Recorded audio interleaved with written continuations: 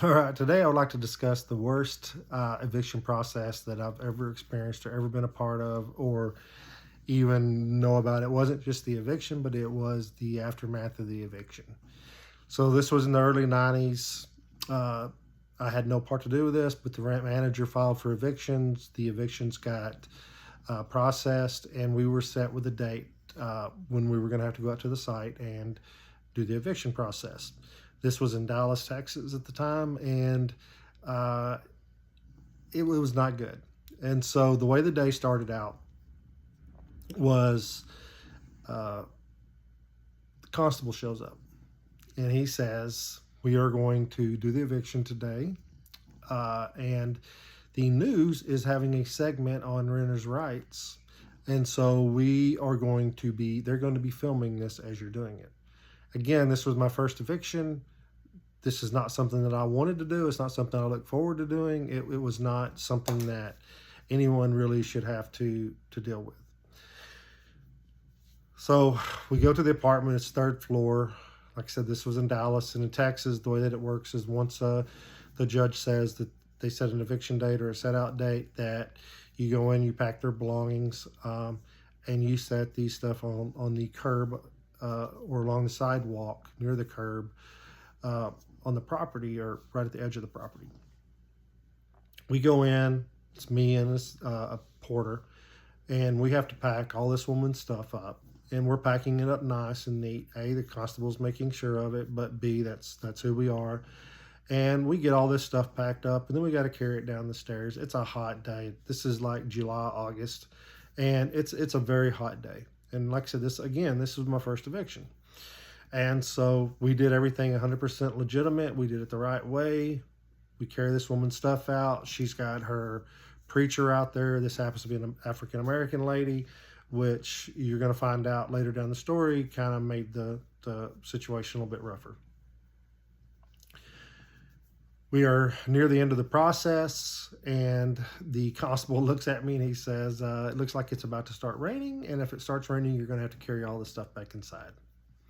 Luckily, it did not start raining, so we were able to go on about our day. And I thought it was crazy that you just set their belongings on the side of the street. Now, this lady was fortunate enough to where she had people there, and they were packing it up and getting ready to move it, so it wasn't just sitting there. And these type of evictions, a lot of times, this is if the people aren't there, then anybody can come up and pick up the stuff and take off with it. In the industry, we're not ever supposed to pick it up and have anything to do with it, but a lot of people pick the stuff up and they take it home.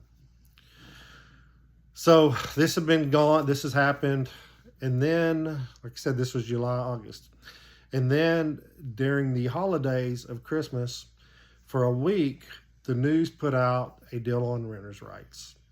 And the deal was on tonight's news, you're going to see blank on renters' rights. And this happened throughout the day, several times a day, to get people to tune into their channel. And of course, it's me packing this lady's stuff up and putting it in a box. This was during the Rodney King trial.